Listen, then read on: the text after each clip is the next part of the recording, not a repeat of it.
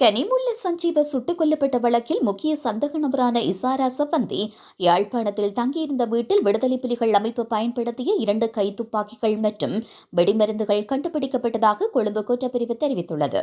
கொழும்பு சிங்கள ஊடகம் ஒன்று வெளியிட்ட செய்தியில் இந்த விடயமானது தெரியவந்துள்ளது. அழுத்கடை நீதிமன்ற வளாகத்திற்குள் கனிமுல்ல சஞ்சீவ சுட்டுக் கொல்லப்பட்ட பின்னர் முக்கிய சந்தக நபரான இசாரா சம்பந்தி யாழ்ப்பாணத்தில் வீடொன்றில் தலைமறைவாகியிருந்த நிலையில் படகு மூலம் இந்தியாவிற்கு தப்பிச் சென்றார்.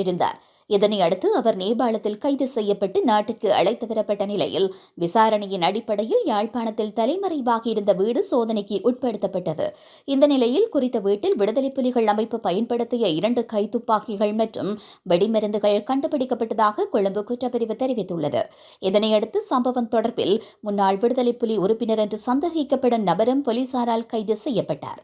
சந்தேக நபர்களுடன் 2 வெளிநாட்டு தயாரிப்பு கைத்துப்பாக்கிகள், 2 மெகசின்கள் மற்றும் 7-9 mm உயிருள்ள வெடிமருந்துகள் கண்டுபிடிக்கப்பட்டுள்ளன. சந்தேக நபருக்கு துப்பாக்கிகளை வழங்கிய முன்னாள் விடுதலை புலி உறுப்பினர் வவுனியாவின் புளியங்குளம் பகுதியில் வைத்து கைது செய்யப்பட்டதாக போலீசார் தெரிவித்தனர். இசாரா சம்பந்தி நாடு கடத்தல் சம்பவம் தொடர்பாக இதுவரை 10 பேர் போலீசாரால் கைது செய்யப்பட்டுள்ளனர். மேலும் படகுகளை வழங்கிய கைது செய்யப்பட்ட நபர் 52 வயதுடையவர். அதே நேரத்தில் அவருக்கு துப்பாக்கிகளை வழங்கிய நபர் 43 வயதுடையவர் என்பதும் தெரியவந்துள்ளது.